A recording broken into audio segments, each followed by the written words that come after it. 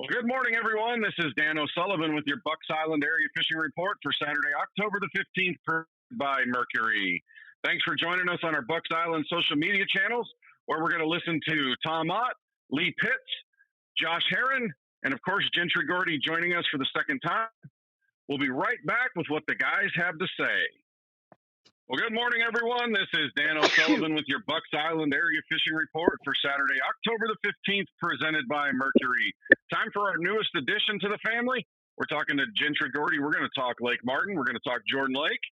Happening down there on that end of this beautiful state of ours. Hey, Dano, the Lake Martin bite is it's firing up.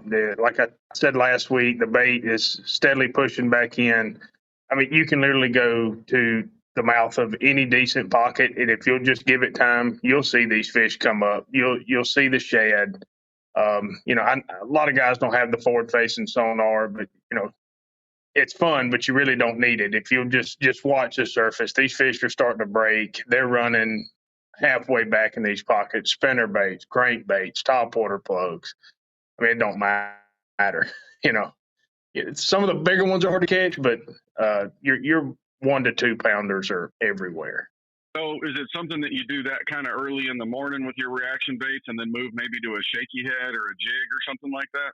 Yeah, we still, it's hit or miss. I mean, yeah, it's better, your reaction bite in the mornings and late in the afternoons, but, you can look on your map or anything, find a shallow water point, underwater point, or a main lake point or anything, and your shaky heads, your Texas rig worms. I mean, they're there, and your better fish are coming off that. But you'll be fishing, then all of a sudden, 20 foot off to the boat, they'll come up schooling, and you can catch them.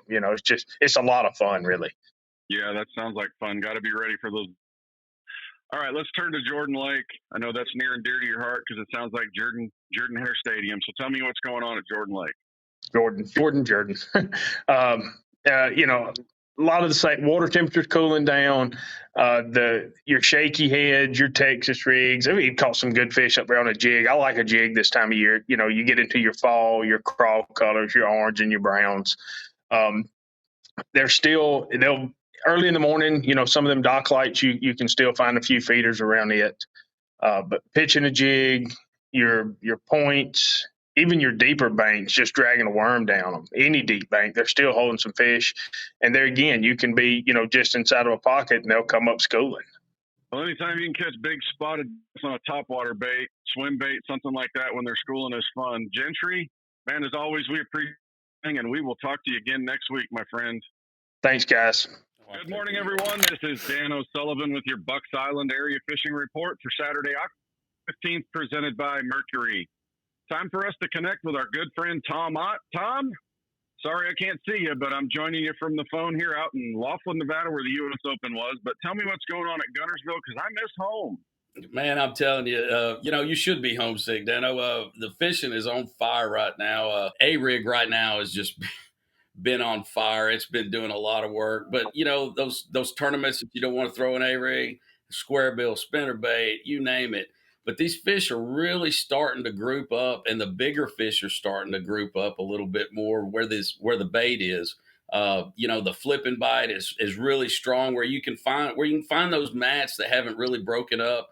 The cool weather has come in, and we're starting to see that good slop on top. So the frog bite's really picking up as well. I'll be honest with you. A frog bite is something spectacular. I love to do it. But I'm still out there chasing these schoolers. It's very difficult to catch 50 or 60 fish in a day, and then go stand in one mat and make 150 casts and not catch a 5-pounder. I know that's great, but I'm just having so much fun right now, just running, chasing these fish up and down the lake. I will say this, if you're not catching the size you want, or you get in that group of, there's a lot of yellow bass schools out there. You got a lot of white bass and stripe. If you're not catching the fish that you want to, just move a little bit. The bait is everywhere. I mean, just loaded up. The mouths of the creeks all the way to the backs. I've caught fish in 2 foot of water all the way out to 12 foot of water. So, you still got to move around. It's obviously fishing, but it's really hot. And I'm hoping to see, these fish as they start to break up a little bit more out of these schools, the single swim bait, things like that are really going to play too. I know it'll be interesting to see how that big bass derby that's going on the next 3 days works out. Tell us about briefly the crappie bite. Absolutely. The crappie bite, everybody hits these causeways and the bridges, and that's really where those crappie are congregating right now. So they're starting to make that push. They're going to move into these deeper creeks, your honeycombs and town creeks, things like that. But out on the mouths of those areas, anywhere you've got a bridge, you've got pylons, small jigs are working really well. Obviously, minnows work. I'm more of an artificial guy, but those jigs, road runners, things like that are just loading the boat up. Hey, Tom, thanks for everything, and we'll talk to you again next week. Good morning, everyone. This is Dan O'Sullivan with your Bucks Island area fishing for Saturday, October the 15th, presented by Mercury. Time for us to connect with our good friend Lee Pitts, crappie king of Weiss Lake. But we're going to turn his attention to fish Neely Henry. Lee, what's going on at Neely Henry Lake?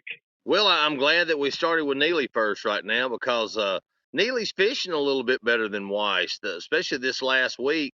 We still had a little bit of wind conditions, but things are picking up. Some cooler nights has dropped that water temperature down a little bit, and even the dock bite at Neely, and of course I started with the crappie there, but the dock bite is getting a little bit better. It's picking up. Some better size fish are coming in. But still, most of these guys that are catching fish, they're staying out on that main river channel and just looking for whatever kind of structure they can find, whether it be man-made structure or just the stumps. But also, with the water getting cooler, more of these fish are starting to roam up and down that creek ledge and just kind of holding wherever they can get a little eddy spot to try to ambush some of these, the shad and everything that they're eating on coming through. So Neely's looking real good right now on the crappie end of it. You can catch them about any way you want to. If you're a dock man and you want to shoot those docks, hey, you can spend a lot of time and catch fish doing that. You like to get out there and hover over those brush piles, you can put a whooping on them right now doing that too with live bait. Bite at Neely Henry. Guys are starting to work towards a Coosa River Team Trail Championship in a couple of weeks. What's going on there? I think that, the top water bite is going to pick up. I heard some guys this week talking about, still throwing that smaller buzz bait. I know the spinnerbait bite has been pretty good too. And, this time of year, it's just you're out chasing them. You're looking for, the schoolers coming up, of course, but anywhere that you've got a good hard gravel bottom, something right there off that river, and even getting into some of these back pockets, the fish are starting to wad up.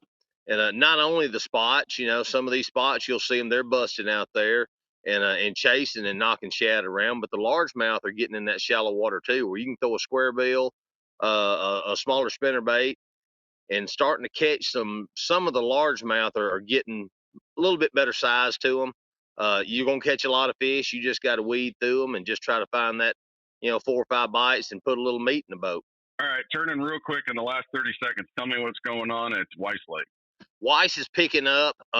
We're catching not quite the numbers that I want to, but catching some really good fish, good quality fish. I'm still staying out on the ledges right now, mixing it up with live bait and with some of my Bobby Garland products.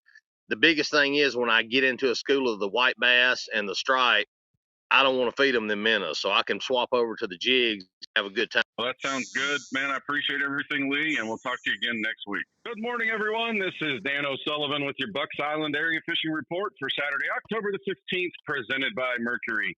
Time for us to connect with Josh Heron, who's kind of on the road himself, but he's been keeping tabs on Logan Martin and Lay Lake. Josh, what's happening down there at Logan Martin? Man, this water we got's a good thing, dude. It's gonna point everything in the right direction. So it's shaping up to be a good fall.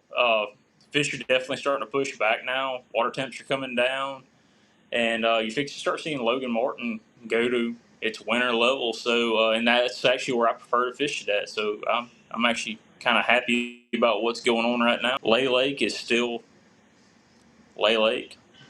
Contact your local Alabama DNR representative and ask them to fix it. But Logan's fishing pretty decent right now, man. It's still, you got that top water thing going in the morning, and you're kind of gearing towards chasing bait right now.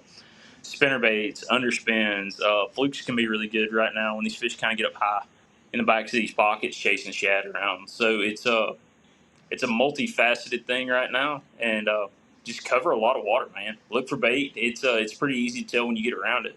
So, are you chasing the bait in? Are they still kind of in the mouths, or are you kind of actually starting to move all the way back in at this point? Oh, we're starting to push back now. I would start in that front third to half. And like I said, as these water temps come down, you're going to keep going back with them. But right now, they're coming off the river and they're in that first third to half of these creeks. And like I said, it's not hard to tell when you get into an area that's got them.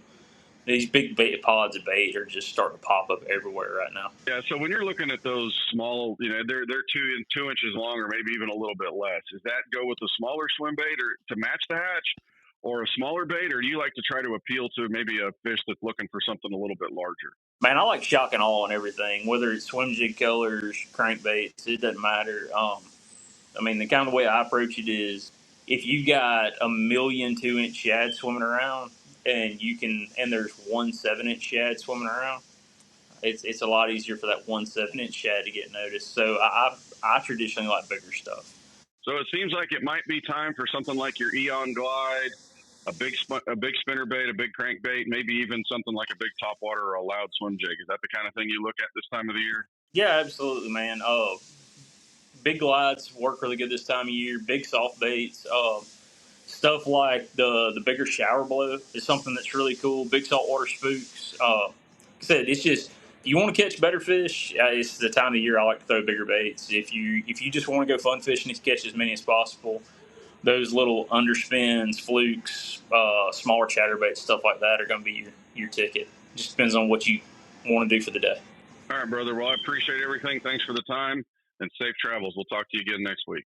Well, that'll do it for our Bucks Area Fishing Report for Saturday, October the 15th, presented by Mercury. Thanks to Josh, Tom, Lee, and Gentry for everything that they do every week to help us put a few more fish in our boats. Don't forget to come on by Bucks Island. We got everything you need to put you on the water, keep you on the water, few fish over the gunnels of your boat, or if you just want to go out there and enjoy the water, we can put you in the pontoon boat of your dreams. Thank you for everything that you do to be the best part of Bucks Island, and next week.